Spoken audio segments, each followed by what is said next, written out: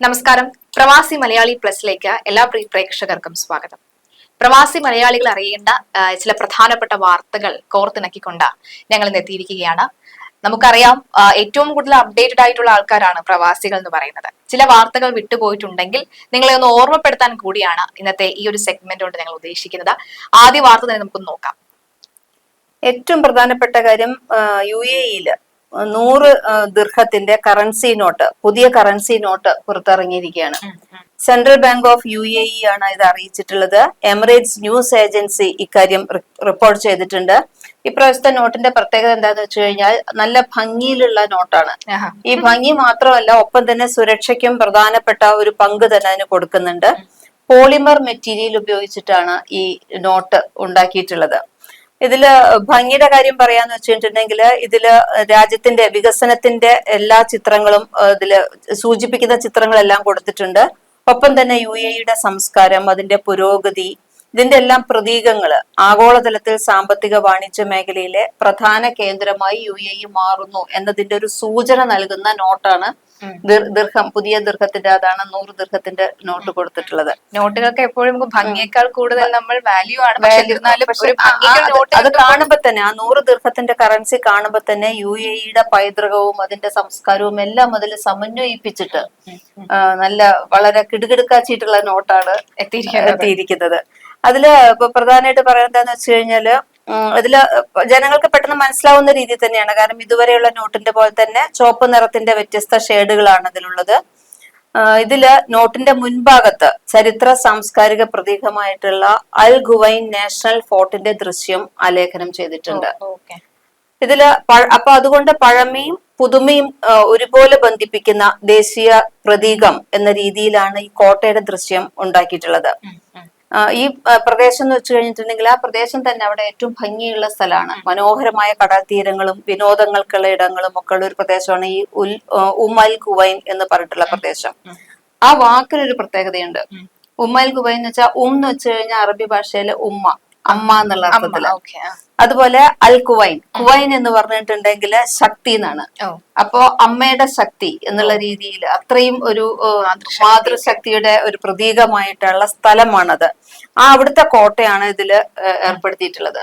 ഈ നോട്ടിന്റെ മറുപുറത്ത് Fujairah port ഉണ്ട്, Etihad rail എന്നിവയുടെ ദൃശ്യങ്ങളും ഉൾപ്പെടുത്തിയിട്ടുണ്ട്. നമുക്ക് പറ്റിയാൽ നമുക്ക് ചിത്രങ്ങൾ കാണിക്കാൻ സാധിക്കുമെന്ന്. അപ്പൊ അത്ര നല്ല ഭംഗിയുള്ള ഈ നോട്ടാണ്. പിന്നെ അതിന്റെ പ്രത്യേകത പോളിമർ കൊണ്ടാണ് അത് ഉണ്ടാക്കിയിട്ടുള്ളത്. പരമ്പരാഗതമായ നോട്ടുകളെല്ലാം തന്നെ കോട്ടർ പേപ്പർ കൊണ്ടാണ് ഉണ്ടാക്കിയിട്ടുള്ളത്. അപ്പൊ ഈ കോട്ടൺ പേപ്പർ ആവുമ്പോ അത് പെട്ടെന്ന് തന്നെ ഇങ്ങനെ കേടുവരാനുള്ള സാധ്യത കുറച്ച് കൂടുതലാണ്. പോളിമർ നോട്ടാണെങ്കിൽ ഇത് എന്നും പുതുതായിട്ട് തന്നെ നിൽക്കും. നല്ല പടപടപ്പോട് കൂടി തന്നെ ആ നോട്ട് ഏത് സമയത്ത് നമ്മൾ മലയാളികൾ എപ്പോഴും ഗൾഫിൽ നിന്ന് വരുന്നവരുടെ കയ്യിൽ നിന്ന് നോട്ട് സൂക്ഷിക്കാറുണ്ട്. അതിന് ഭംഗിയുണ്ടും നമുക്ക് സൂക്ഷിക്കാൻ വേണ്ടിയിട്ടൊക്കെ നമ്മൾ എപ്പോഴും നമ്മൾ സൂക്ഷിക്കാറുണ്ട്. അപ്പോ നാട്ടിൽ വരുന്നവർ കയ്യിൽ ഈ നോട്ട് ഒന്ന് കരുതുക, ഞങ്ങൾക്കും സൂക്ഷിക്കാൻ. ഞങ്ങൾക്ക് സൂക്ഷിക്കാൻ വേണ്ടി നിങ്ങൾ എന്തായാലും വരുമ്പോ ഞങ്ങൾക്ക് ആ നോട്ട് കൊണ്ടുവന്ന് തരണം. അതെ തീർച്ചയായിട്ടും. മറ്റ് വിശദാംശങ്ങൾ എന്തെങ്കിലും ഉണ്ടോ ഇതുമായി ബന്ധപ്പെട്ട്? പിന്നെ അതുപോലെ തന്നെ ഇതില് ഈ സുരക്ഷാ മാർഗങ്ങളുണ്ട്. സ്പാർക്ക് ഫ്ലോ ഡയമെൻഷൻസ്, പിന്നെ കൈൻഗ്രാം കളേഴ്സ്, അങ്ങനെ പ്രത്യേക കളർ ഇതെല്ലാം ഉണ്ട്. ഇതിനൊപ്പം തന്നെ കാഴ്ച വൈകല്യമുള്ള ഉപഭോക്താക്കൾക്ക് വേണ്ടി ബാങ്ക് ആ നോട്ടിന്റെ മൂല്യം എത്രയാണ് തിരിച്ചറിയാൻ സാധിക്കുന്ന ബ്രെയിൽ ലിപിയിലുള്ള ചിഹ്നങ്ങളുമുണ്ട്.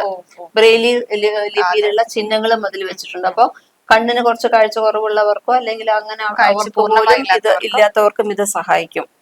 നിലവിലെ നോട്ട് 100 ദിർഹം ബാങ്ക് നോട്ട് നിയമപ്രകാരം മൂല്യം ഉറപ്പു നൽകുന്ന ബാങ്ക് നോട്ടായി തന്നെ പ്രചാരത്തിൽ ഇപ്പൊ തുടരും. അതിന്റെ ഒപ്പം തന്നെയാണ് ഈ പുതിയ നോട്ടും ഇപ്പോ തുറക്കുന്നത്. മാർച്ച് 24 തിങ്കളാഴ്ച മുതൽ, ഇന്നലെ മുതൽ അത് പ്രചാരത്തിൽ വന്നിട്ടുണ്ട്. പുതിയ നോട്ട് വന്നിട്ടുണ്ട്. നിങ്ങളുടെ കയ്യിലൊക്കെ എത്തിയോ? അപ്പൊ നിങ്ങൾ വന്നിട്ടില്ലെങ്കിൽ എത്രയും പെട്ടെന്ന് തന്നെ ആ ഒരു നോട്ട് വാങ്ങി വെച്ചോളൂ. അതെ, കമന്റ് ബോക്സിൽ എത്ര പേരുടെ കയ്യിൽ ആ നോട്ട് ഉണ്ട് എന്നുള്ളതൊന്ന് ഞങ്ങൾക്ക് കമന്റ് ബോക്സിൽ പറയണം. ഉള്ളതിന്റെ ഫോട്ടോ കൂടി അതിലൊന്ന് ഇട്ട് തരണം. അത് ഞങ്ങൾക്കും കാണാമല്ലോ നിങ്ങളുടെ കയ്യിലുള്ള പടപടക്കുന്ന നോട്ട്.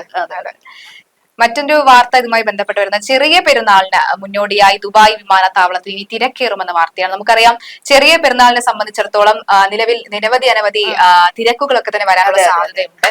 ചെറിയ പെരുന്നാളിന്റെ ആഘോഷത്തിലൊക്കെ തന്നെയാണ് നമ്മുടെ പ്രവാസികൾ എന്ന് പറയുന്നത്. എന്തായാലും ഈ കാലയളവിൽ ടെർമിനൽ 3 പ്രവേശന കവാടങ്ങൾക്ക് ചുറ്റും ഗതാഗത കുരുക്ക് ഉണ്ടാകുമെന്നാണ് പ്രതീക്ഷിക്കുന്നത്. തീർച്ചയായും ഇത് നാട്ടിലേക്ക് വരുന്ന പ്രവാസികളും ഒപ്പം ഇവിടെ നിന്ന് തിരിച്ചു പോകുന്നവരും ഇതിനെക്കുറിച്ചൊന്ന് ശ്രദ്ധിക്കേണ്ടതുണ്ട്.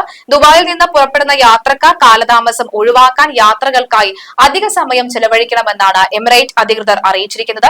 ടെർമിനൽ 3-ൽ ഏറ്റവും തിരക്കേറിയ പുറപ്പെടൽ തീയതികൾ എന്ന് പറയുന്നത് അതാണ് ഏറ്റവും പ്രധാനപ്പെട്ടത്. വരുന്ന 2 ദിവസങ്ങൾ മാർച്ച് 28ഉം 29 തീയതികളിലും ഏപ്രിൽ 5, 6 തീയതികളിലുമായിരിക്കും ഈ തിരക്ക് ഏറ്റവും കൂടുതൽ കാണപ്പെടുന്നത് എന്നുള്ളതാണ്. 80,000-ലധികം പ്രതിദിന യാത്രക്കാർ അവധിക്കാലം ആഘോഷിക്കാൻ വിദേശത്തേക്ക് പോകുമെന്നാണ് എമിറേറ്റ് അറിയിച്ചിരിക്കുന്നത്. യാത്രക്കാർ 3 മണിക്കൂർ മുൻപ് വിമാനത്താവളത്തിലേക്ക് എത്തേണ്ടതുണ്ട്. അതായത് 9 മണിക്കാണ് ഈ വിമാനമെങ്കിൽ അതിനേക്കാൾ നേരത്തെ തന്നെ ഏകദേശം ഒരു 3 മണിയോട് കൂടിയെങ്കിൽ നമുക്ക് എത്തേണ്ടതാണ്. സാധാരണഗതിയിൽ നമ്മളൊരു വിമാനത്തിൽ യാത്ര ചെയ്യുന്നെങ്കിൽ പോലും നമ്മൾ ചെക്കിങ്ങിന് മുമ്പ് 2-3 മണിക്കൂർ മുമ്പ് നമ്മൾ എത്താറുണ്ട്. പക്ഷെ ഇവിടെ നമുക്ക് കുറെ കൂടി, കാരണം ഇത്രയും വലിയ ജാഗ്രത നിർദ്ദേശം തരുമ്പോൾ നമ്മൾ അതിന് വകവെക്കേണ്ടതുണ്ട് എന്നുള്ളതാണ്. കാരണം 80,000-ലധികം ആളുകളാണ് എത്തുന്നത് എന്നുള്ളതാണ്. എന്തായാലും പക്ഷേ എനിക്ക് തോന്നുന്നു പ്രവാസികൾക്കൊക്കെ ഇത് സ്ഥിരം കാഴ്ചയായിരിക്കും. ഈ ഒരു സമയത്ത് എല്ലാവരും ഒക്കെ തന്നെ ഈ ഒരു മാസത്തിൽ ഇത് നമുക്ക് അറിഞ്ഞു വരുന്നവരായിരിക്കും കൂടുതലും. എന്തായാലും എമിറേറ്റ്സിന്റെ website, app, city check in, അതുപോലെ തന്നെ കിയോസ്കുകൾ, മൊബൈൽ പോർട്ടലുകൾ, ഹോം ചെക്ക് ഇൻ സേവനങ്ങൾ എന്നിവയിലൂടെയും യാത്രക്കാർക്ക് ചെക്ക് ഇൻ ചെയ്യാവുന്നതുമാണ്. പുറപ്പെടുന്നതിന് 20 മിനിറ്റ് മുൻപ് ബോർഡിംഗ് ഗേറ്റുകൾ അടയ്ക്കും. വിമാനങ്ങൾ ഷെഡ്യൂൾ പ്രകാരം പുറപ്പെടുന്നത് ഉറപ്പാക്കാൻ ചെക്കിംഗ്, അതുപോലെ തന്നെ ഗേറ്റ് അടയ്ക്കൽ സമയം കർശനമായി പാലിക്കേണ്ടതുണ്ട്. യാത്ര പുറപ്പെടുന്നതിന് 90 മിനിറ്റ് മുൻപ് യാത്രക്കാർ പാസ്പോർട്ട് നിയന്ത്രണവും അതുപോലെ തന്നെ സുരക്ഷയും ഉറപ്പാക്കേണ്ടതുമാണ്. പ്രീമിയം, എക്കണോമിക് അല്ലെങ്കിൽ എക്കണോമിക് ക്ലാസ്സിൽ ബുക്ക് ചെയ്തിട്ടുണ്ടെങ്കിൽ വിമാനയാത്രയ്ക്ക് 60 മിനിറ്റ് മുൻപ് ഗേറ്റിൽ എത്തണമെന്നും ഫസ്റ്റ് അല്ലെങ്കിൽ ബിസിനസ് ക്ലാസ് ബുക്ക് ചെയ്തിട്ടുള്ളവർ ആണെങ്കിൽ 45 മിനിറ്റ് മുൻപ് ഗേറ്റിൽ എത്തണമെന്നും നിർദ്ദേശം നൽകിയിട്ടുണ്ട്. നിർദ്ദേശത്തെ കുറിച്ച് തന്നെ എല്ലാവരും ഇതിനെ കൃത്യമായി തന്നെ പാലിക്കേണ്ടതുണ്ട്. കാരണം വിമാനയാത്ര വൈകുമ്പോൾ ഉണ്ടാകുന്ന ആ ഒരു വിഷമം, ബുദ്ധിമുട്ട് ഇല്ലാത്ത പൈസ മുടക്കിയായിരിക്കും നമ്മൾ പ്രവാസികൾ. കാരണം ഈ ഒരു സമയമാണല്ലോ ഏറ്റവും കൂടുതൽ ടിക്കറ്റിന് നിരക്കൊക്കെ കൂടുന്നത്. ടിക്കറ്റ് നിരക്ക് കൂടും. അതുപോലെ തന്നെ ഈ പറഞ്ഞ ഏറ്റവും ബുദ്ധിമുട്ട് വരാൻ പോകുന്ന ഗതാഗത കുരുക്ക്, നമ്മുടെ നാട്ടിലത്തെ പോലത്തെ ഗതാഗത കുരുക്കൊന്നും ഇല്ലാത്തതാണ്. പക്ഷെ ഈ സമയത്ത് ഈ ചെറിയ പെരുന്നാൾ പ്രമാണിച്ച് അവിടെ എല്ലാം തന്നെ ധാരാളം ഗതാഗത കുരുക്കുണ്ടാവും. ഇപ്പൊ വിമാനത്താവളത്തിലേക്ക് പോകുന്നവരാണെങ്കിലും അതിന്റെ പരിസരങ്ങളിലുള്ള ജോലി സ്ഥലങ്ങളിലേക്ക് പോകുന്നവരാണെങ്കിലും എല്ലാം തന്നെ വളരെയധികം ശ്രദ്ധിക്കണം. ഈ സമയങ്ങളില് ഗതാഗത കുരുക്കുണ്ടാവും.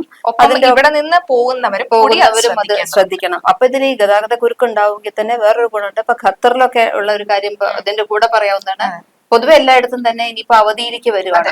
അവധി ആഘോഷം തയ്യാറായിരിക്കാണ്. ഖത്തറില് രാജ്യത്തെ എല്ലാ വിദ്യാഭ്യാസ സ്ഥാപനങ്ങൾക്കും അവധി പറഞ്ഞിട്ടുണ്ട്. അപ്പോൾ മാർച്ച് 26, 27 തീയതികളെല്ലാം തന്നെ, അപ്പൊ ഈ സമയങ്ങളിലെല്ലാം തന്നെ അവധിയാണ് അവിടെ. ഖത്തർ വിദ്യാഭ്യാസ മന്ത്രാലയത്തിന് മാർച്ച് 20-നാണ് ഖത്തർ വിദ്യാഭ്യാസ മന്ത്രാലയം ഇത് സംബന്ധിച്ച അറിയിപ്പ് വളരെ മുൻപ് തന്നെ നൽകിയിട്ടുണ്ട്. അപ്പോൾ ഈ സമയത്ത് കുട്ടികൾക്കെല്ലാം അവധിയാണ്. അപ്പൊ അതുകൊണ്ട് നിങ്ങൾക്ക് അവരെ കൊണ്ട് ഔട്ടിങ്ങിന് പോകാനുള്ള സമയം എല്ലാം ധാരാളം ഉണ്ട്. അപ്പൊ എല്ലാവരും അതിനെ ശ്രദ്ധിക്കുക.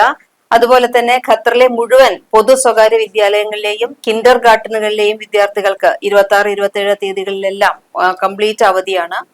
കുവൈറ്റില് ഈദ് അവധി ദിനങ്ങൾ വരുന്നത് രാജ്യത്തെ പൊതുമേഖലയിലെ ഈദ് അവധി ദിനങ്ങൾ സംബന്ധിച്ച് കുവൈറ്റ് സിവിൽ സർവീസ് കമ്മീഷനാണ് അറിയിപ്പ് പുറത്തിറക്കിയിട്ടുള്ളത്. ഇതും മാർച്ച് 20-നാണ് കുവൈറ്റ് ന്യൂസ് ഏജൻസി ഇക്കാര്യം പറഞ്ഞിട്ടുള്ളത്. മാർച്ച് 30 ഞായറാഴ്ച ഈദ് ഉൽ ഫിത്തർ വരുന്ന സാഹചര്യമായതുകൊണ്ട് ആ സമയങ്ങളിലെല്ലാം തന്നെ അവധിയുണ്ട്. കുവൈറ്റിലെ മന്ത്രാലയങ്ങൾ, സർക്കാർ, പൊതുമേഖലാ സ്ഥാപനങ്ങൾ തുടങ്ങിയവയ്ക്കെല്ലാം മാർച്ച് 30, 31, ഏപ്രിൽ 1 ഈ 3 ദിവസങ്ങളാണ് അവധി പറഞ്ഞിട്ടുള്ളത്. അപ്പൊ അവധി ദിവസങ്ങൾ ഇനി വരാൻ പോകുന്നേ ഉള്ളൂ. അപ്പൊ നിങ്ങൾക്ക് എവിടേക്കാണ് പോകേണ്ടതെന്നുള്ള സ്ഥലങ്ങളെല്ലാം ഇപ്പൊ തന്നെ തീരുമാനിക്കാം. ഫാമിലി അല്ലാതെ അവിടെ ഒറ്റയ്ക്ക് നിൽക്കുന്ന പ്രവാസികൾ നിങ്ങളുടെ ഫ്രണ്ട്സിനോടൊപ്പവും സുഹൃത്തുക്കളോടൊപ്പം തന്നെ ചെലവഴിക്കാൻ പറ്റിയ ഒരു അവസരമാണ്. അപ്പൊ അതുപോലെ തന്നെ ഈ അവധിക്ക് ശേഷം പൊതുമേഖലയിലെ പ്രവർത്തനങ്ങൾ വരുന്നത് ഏപ്രിൽ 2 ബുധനാഴ്ചയാണ് പുനരാരംഭിക്കുന്നത്. അതായത് മറക്കാൻ പാടില്ല, പിറ്റേ ദിവസം മുതൽ നമുക്ക് അവധി മാറി പഴയതുപോലെ തന്നെ വർക്ക് ചെയ്യേണ്ട ഒരു സാഹചര്യം കൂടി വരികയാണ്. മാർച്ച് 31 തിങ്കളാഴ്ച ഈദ് ഉൽ ഫിത്തർ വരുന്ന സാഹചര്യത്തില് കുവൈറ്റിലെ മന്ത്രാലയങ്ങൾ, സർക്കാർ, പൊതുമേഖലാ സ്ഥാപനങ്ങൾ തുടങ്ങിയവയ്ക്ക് 5 ദിവസത്തെ അവധി ഉണ്ടായിരിക്കുമെന്നാണ് സിവിൽ സർവീസ് കമ്മീഷൻ പറഞ്ഞിട്ടുള്ളത്. അതനുസരിച്ച് മാർച്ച് 30, 31, ഏപ്രിൽ 1, 2, 3 ഈ 5 ദിവസങ്ങളായിരിക്കും അവധി ഉണ്ടായിരിക്കുക.